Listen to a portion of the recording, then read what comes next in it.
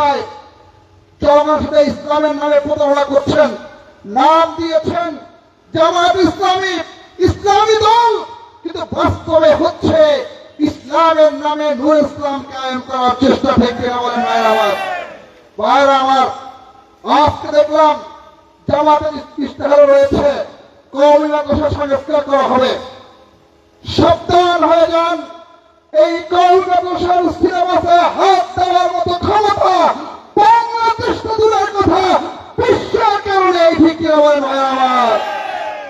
আজকে এই কওমি মাদ্রাসার সিলেবাস নিয়ে আমরা দেখেছি বেগম খালেদা জিয়া যখন কওমি মাদ্রাসার সিলেবাসের দিয়েছিলেন স্বীকৃতি, সার্টিফিকেটের মূল্যায়ন মান দিয়েছিলেন, তখন আমরা গত 2 দিন আগে বক্তব্য শুনেছি হাসানুল হক মিলন সাহেবের, শুধুমাত্র জামায়াতের এই সিলেবাসের মানের বিরুদ্ধে অবস্থান নেওয়ার কারণে সেই কওমি সিলেবাসের মূল্যায়ন হয়নি, ঠিক কিনা বলেন ভাইরা আমার। যারা কওমি সনদের স্বীকৃতি বাংলাদেশের সাবেক প্রধানমন্ত্রী বেগম খালেদা জিয়া দেওয়ার পরেও আটকে রেখেছিলেন, তারা এখন আবার আসছে কওমি মাদ্রাসার সনদ সংস্কার করার জন্য।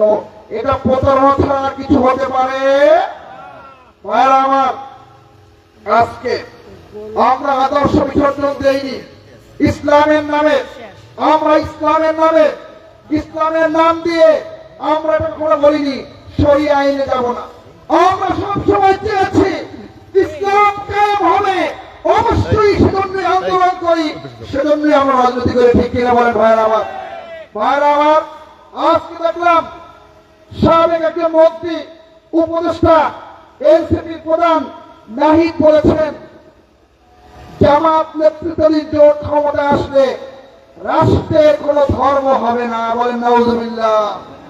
আজকে মিডিয়া বক্তব্য নিজে দেখেছি, আজকে জাতীয় মিডিয়ার বক্তব্য